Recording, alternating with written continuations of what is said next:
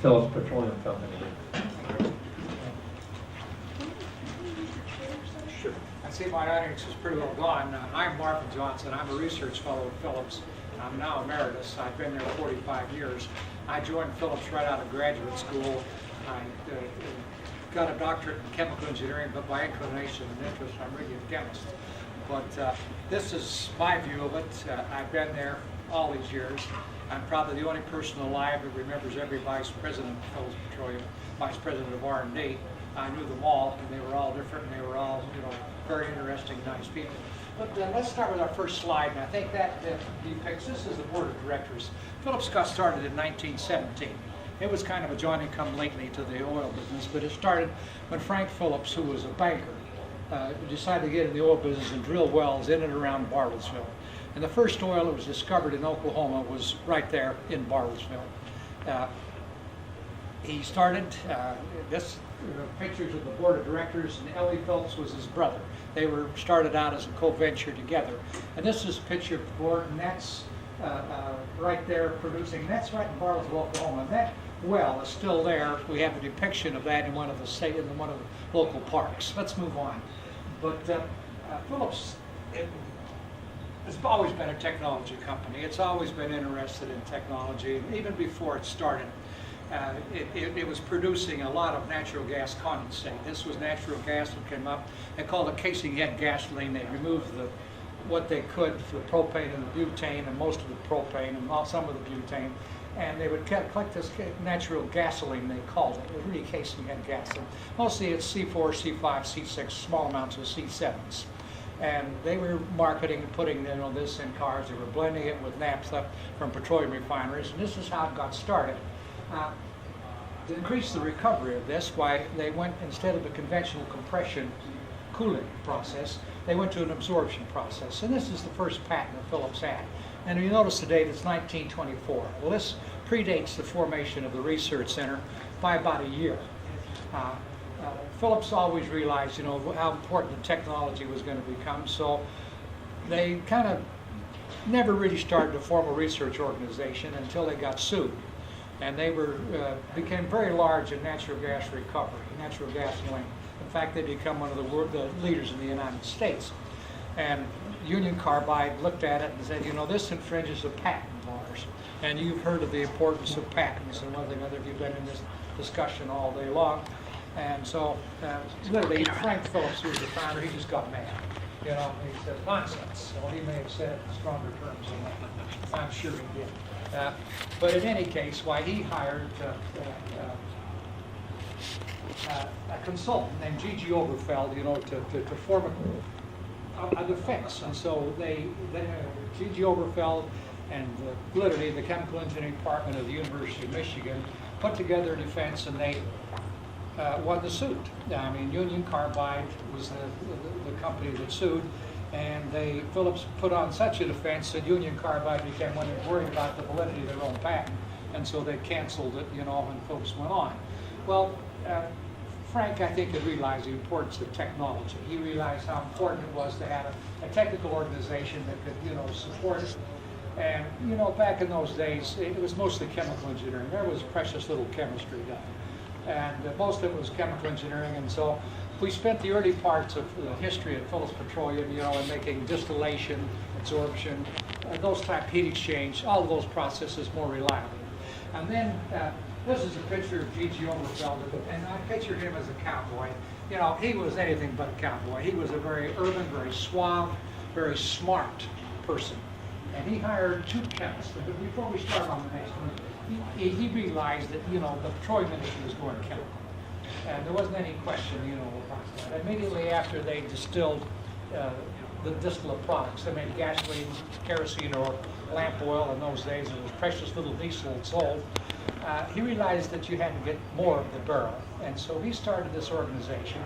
And he started out with three objectives. First of all, we were real heavy and light hydrocarbons. We had the butanes, we had the pentanes, but we didn't have a uniform gasoline. So we bought an existing oil refinery. It was called the Alamo Refinery out of Borger, Texas, and we still operate that unit, or that plant. But they started utilizing the gasoline as much as they could. And then they thought, well, you know, we need to form an expanded market for propane and butane. And Phillips literally started the LPG industry. I mean, we were the first people to put it in cylinders. We were the first people to manufacture valves. We were the first people, you know, that designed furnaces and burners and one thing or another that would operate on propane and butane. The other part of it was that he realized it was going chemical, and so he hired two new, this is the first laboratory though. You know, like everything else, it was sort of a stepchild, and all the research work was done in the basement, you know, of the main office building. And I think the next slide probably depicts the laboratory. And you notice how formal it was, you know. Everybody went to work in a suit and tie, and looked very nice. We don't look that way today, I'll say that. But in any case, this is the first laboratory, and then I think in the next slide, you know, the scale-up was always a problem. Right after you've done something in a laboratory, you wonder how you're going to do it next. And so the pilot plant area was this little building out here, and it was in Burbank. Now, Burbank's a little town west of Bartlesville, and it's in the Osage Nation, and we stuck a lot of holes in Osage County. You know, Frank Phillips, the first 17 oil wells he started, he completed, and they were all major producers. And the next 130, you know, were out there in the Osage, and 98% of those produced oil. And those that didn't produce oil, they just didn't produce it at the desired rate. And so this was the galvanized iron laboratory in Burbank, and this is again in the 1920s. Let's see the next slide. In 1935, Phillips built a major research laboratory. It built at the 310 West 5th Street, and it's still in operation today. We don't operate it as a laboratory, it's now reprographics, but even through the dark days of the Depression, you know, and they were really acute in Oklahoma. You've heard of the Okies, one thing or other, and you've read Grapes of Wrath, and it was there and it was real. But the only part of Phillips Petroleum that didn't lay off or didn't stop was the research department. That's how committed they were. Well, let's show the next slide. This is the material of that. And then, you know, we even upgraded how we did pilot plant work. We went out there and this is called the Hamilton gasoline plant.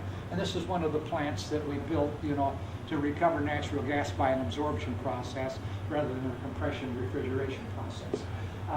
This capacity was relatively small, but we used that as a pilot plant, and gee, they were still using that as a pilot plant when I arrived in 1956. They were just finally abandoning that, and we were starting to build other small pilot plant areas and one thing or another. But that was alive and well the day I arrived on a hot August day in 1956.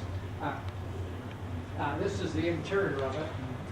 You can see they aren't as formally dressed, but they're engineers, you know, and, as I am mine. Let's go on.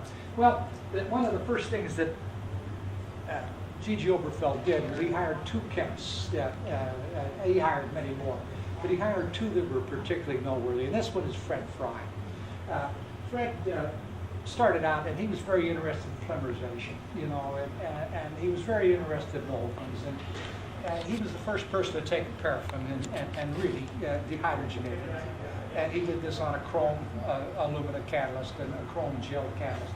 And the patent it remains. It was the first really dehydrogenation process that really made sense. It was on chrome gel.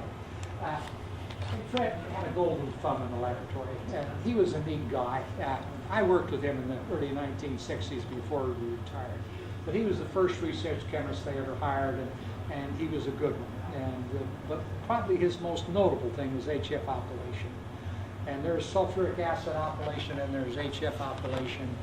And coming from Phillips, I'd say HF was the better process. It produces less byproduct and it's cleaner and neater and gives you higher octane, a little marginally higher octane. But Fred was the founder of this, and he also did one other thing. He became very interested not only in olefins but diolefins, and he started Phillips on a long series of petrochemicals.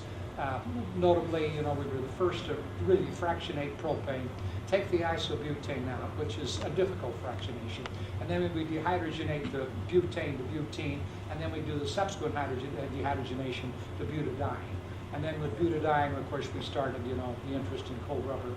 And when the World War II rolled around, Phillips was very interested in producing synthetic rubber. But, you know, a lot of mention has been made of 100-octane gasoline. Well, let me tell you the first 100-octane gasoline that was made.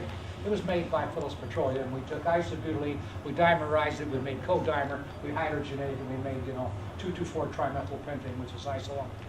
And later we attempted to make 100-octane gas from by an alkylation process where we take mixed butanes and propylene and isobutane and do the alkylation process, make the C7 and the C8. But that doesn't quite reach to 100-octane gas, but you start adding aromatics and you have the 100-octane gas. And we hired another chemist, and this is the first HF alkylation process. This took place in 1938, 1939. This was Fred Fry, largely did this. They built this.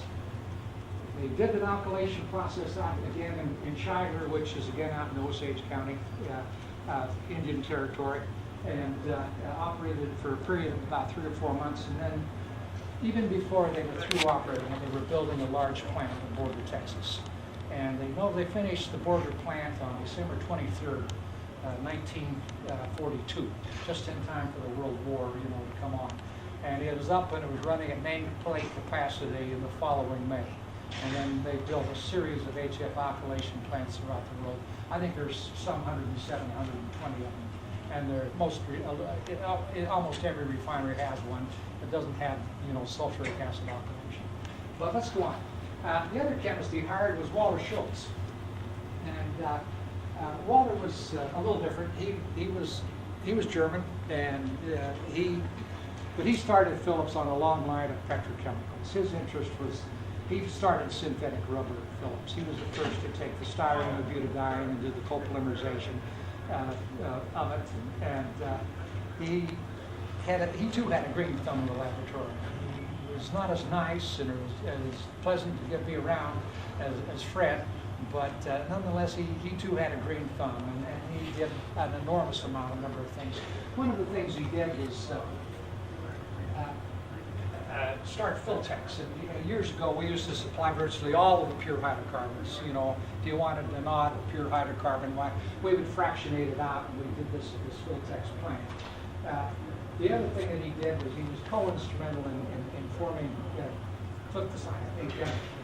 starting synthetic rubber, cold rubber. And it was this Phillips combination of a furnace black. You know, we made it from an aromatic extract oil.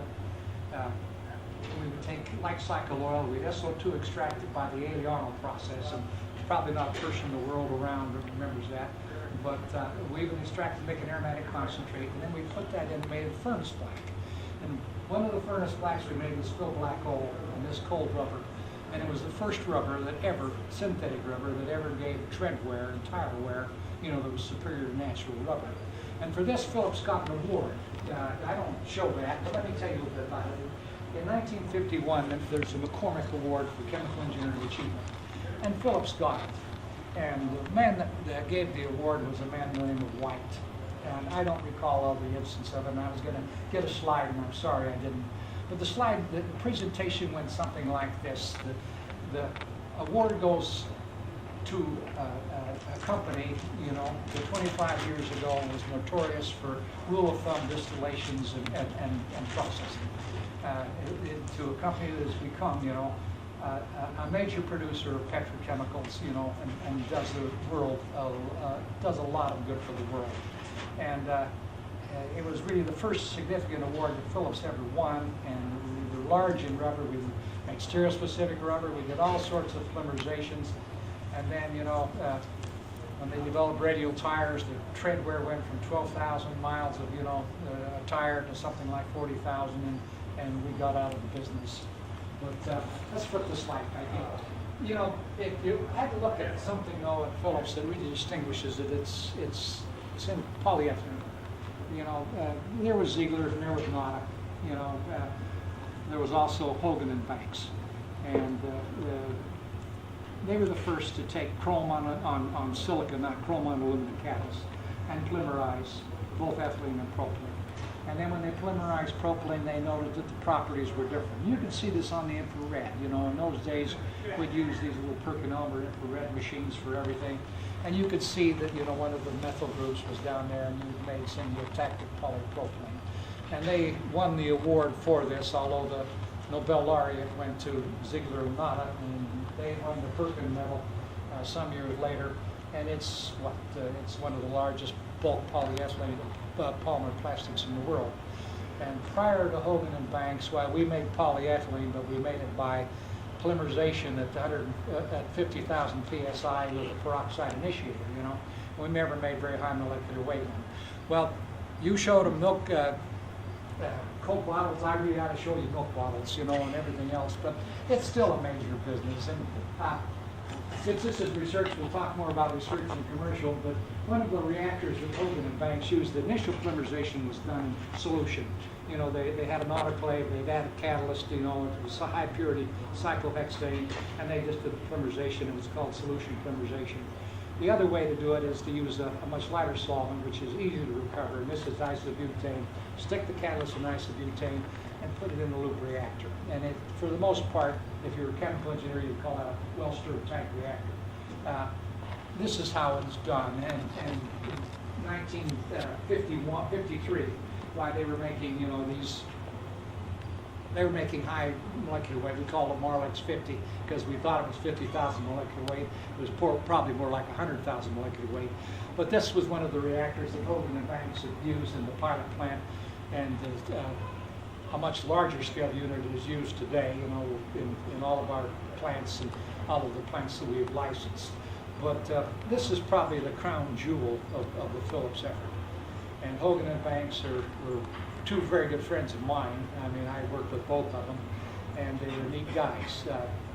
Paul Hogan is still alive. He's an avid gardener and fisherman. And Hank Bob, who really kind of abandoned the polymerization effort and went on to discover ultimate metathesis. Some years later, died in 1989. Let's go on. I show you another superclassic. This is Riton, and I can tell you the story of that, but I won't. This was from Jim Edmonds, and Jim Edmonds is a world-class character. He's a prototype of every inventor. I was at the Detroit ACS meeting. They held it in Cobalt Hall, and he came running up to me, and he says, Marvin, he says, don't worry about your wife and your kids. They're okay. The tornado tore down the shopping center 3 blocks away. He said, by the way, I just been to this paper, and it was a paper that talked about N-methylpyrrolidone and the solubility of organic salts in N-methylpyrrolidone. And he wanted to borrow $10 to get to the airport and want me to check him out of the hotel. And he went home, and Marlex was born. Riton was born. He thought that was the ideal solvent, to do this condensation, polymerization to make the polyethylene, polyphenol sulfide. But that's one of the polymers that went on. And Phillips has had a lot of them. This is one of mine. This is metal passivation. And this came out of we were working too with alloy catalysts. And I made an alloy catalyst which was nickel and antimony, and you wouldn't realize there was any nickel in that reactor. The reactant that I was following was demethylation. You take a high nickel content catalyst and you can strip, methyl groups. You can take methyl cyclohexane, you can knock off a methyl group, and you'll come out with, toluene with cyclohexane, and that was what I was trying to do. And this was one of the catalysts that I tried it with, and all I got was, I got toluene. I got the dehydrogenation reaction, which is not at all typical of nickel. And so we went on and we used this in our heavy oil crackers to offset the deleterious effects, as the patent lawyers would say, of nickel deposit on catalyst, on cracking caps, largely methane and excess hydrogen. But there's a lot of Phillips firsts at that time, and one of them was we were the first to take and liquefy natural gas, and we did this and built a plant up in Kunai in 1968-69. That plant is still up there and it's still running. It still exports Alaska natural gas to Japan, and most of the LNG plants around the world, they closely follow what the Phillips did originally in 1968. I was going to tell you there were other Phillips first, and those years between right after the Second World War to 1970 were the golden years of petroleum research. They truly were. And later in the 70s, we hired a lot of MBAs, is what we did, and things sort of changed. The no longer was the research budget set by the board of directors. It was started to be set by the operating group and the business units, and they, of course, they wanted to justify almost immediately a better return. So we did start shutting down on long-range research or basic research, and we probably never really were as inventive after that as we were before. And that's a terrible thing to say, but it's the truth. We too had an enormous number of patents. I remember John Myers, who was that tall, 5'6". He got the 10,000th patent, and they took his picture and a stack of patents, and John were, a millimeter difference, and it was in John's favor. And we got our 15,000th, some years later. But if you go back and you count the number of working days, allowing for holidays and when Phillips got a patent almost every working day for 35 years. And then, and then they started looking, so the productivity was definitely there. There's no question about that. But this is the Phillips Research Center. We started out in the basement. We went to 310 West 5th, and then we started this complex out here. And this complex was started, almost the day I arrived at Phillips in 1956.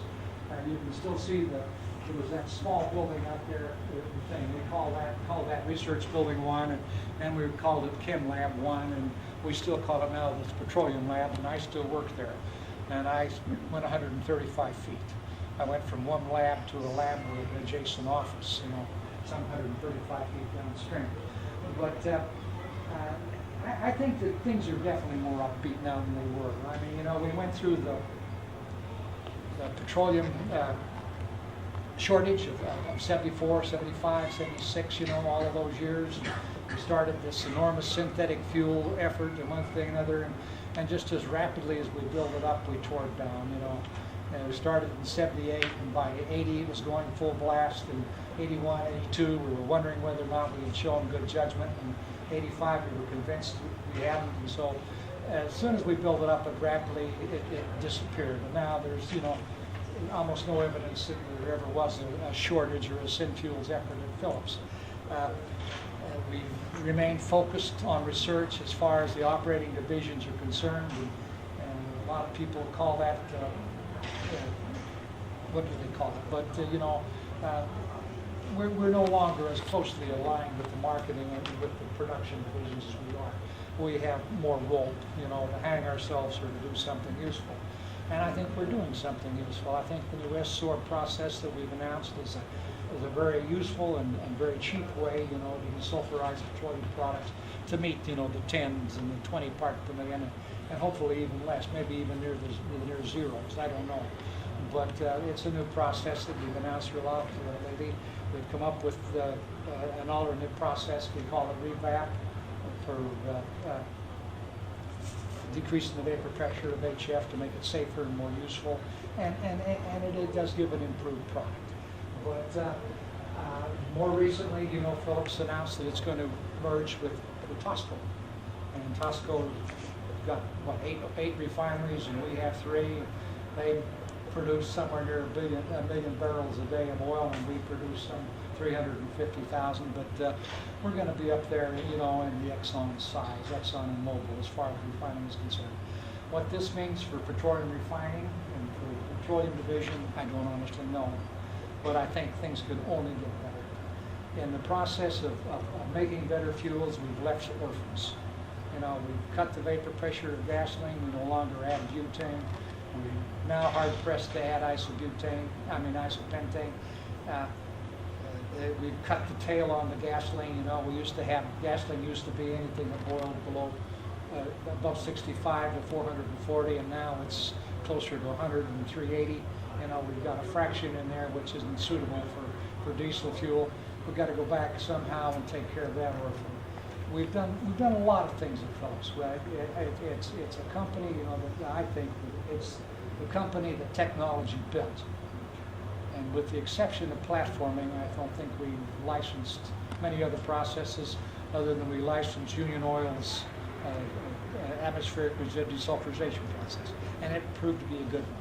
We've since added the world's largest coker to our Sweeney refinery, and we now process some 60,000 barrels a day, of what we call vacuum tower bottoms, to make coker products, coker distillate, coker gasoline distillate, cycle oil, which we hydrotreat and convert to other products, and we're in the petroleum coke business. But overall, I think that Phillips as a company will continue. I think if we were to ask somebody else 25 years from now to give a similar talk, it would be different, and hopefully we'd be alive and well and still doing research. Anybody got any questions? Thanks, Frankie. Oh, this is my co-host. This is Frankie Woods. Frankie, you have a title. I know you're a manager of something. What is it? I'm the Technology Services Marketing Manager for Phillips R&D. And a good friend. And I hired her. Any other questions? Well, thank you for your attention. I'll add a little bit of history about Phillips Petroleum, which you might not be aware of, Marvin. Miles Standish came from the Isle of Man, and Frank Phillips believed that he was a descendant of Miles Standish, and spent a lot of time trying to prove that, except he had a problem with the courthouse that burned down in New York with all the records in it. Actually, I have all the records to prove that he was a descendant of Miles Standish. Unfortunately, I never did get those to him while he was still alive. But the postmistress on the Isle of Man wrote to me and asked if I could provide a photograph of Miles Standish. And my chance of having a photograph of Miles Standish are not too good. But in the letter, she said that she had been told that there's a portrait of Miles Standish in Tulsa, Oklahoma. What, Tulsa, Oklahoma, of all places to look for Miles Standish, So I took some time, went to Tulsa, Oklahoma, and I went to the Art Museum, the History Museum, and I couldn't find anybody who knew anything about a portrait of Miles Standish. And the Art Museum, I was talking to the director, and an older woman came up to me, and she said I couldn't help but overhear your conversation.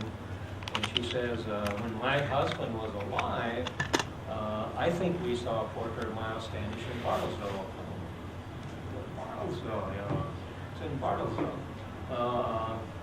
I went to Bartlesville and talked to a couple of people, and nobody knew about a portrait of Miles Standish. And went down to the police station, and they said, well, the only thing we can say is that Frank Phillips and his brother gave their hunting lodge, Willow Rock, to the Cub Scouts of America for national headquarters. And when they did that, they put all these presents they received from Indians in boxes in the basement. And all these boxes are there. And maybe if you go there, there'd be a portrait of Miles Standish in there that you find. So I went out and I talked to the director, and he said, sure, go ahead down to the basement, and look. And going down the stairwell, were hanging over the door 4 portraits. It was Ponce de Leon, Leif Erikson, Balboa, and Miles Standish. Look, I couldn't believe it. There's Miles Standish, Well, gee, I asked the director, what do you know about these portraits? And he said, well, I don't know. They were hanging here when I came. But he said, if you really want to find out something, you ought to go to the University of Norman, Oklahoma, because Frank left all of his papers to the university there. So I went there and spent 3 days going through boxes of papers. I found this correspondence. Frank thought he was descended from these 4 famous early explorers. So what he did is he took a photograph and sent it to this artist in Colorado Springs, Colorado, and had him paint these 4 individuals based on his photograph, assuming his features would be similar. And basically this is Frank Phillips in Balboa uniform, and Frank Phillips in Miles Standish uniform, so forth. But anyway, I took a picture of the portrait, and I wrote all this up, and I sent it to the postmistress on the Isle of Man, and they didn't have anything to use as a postage stamp for the 350th anniversary of Miles Standish's birth. So they used the stamp. So that's Frank Phillips, and it circulated internationally all over the world. But, that was Frank Phillips. I don't think I've heard that story before. Oh, had you? No, I have not. Oh, yeah. Actually, very few people know about it. Actually,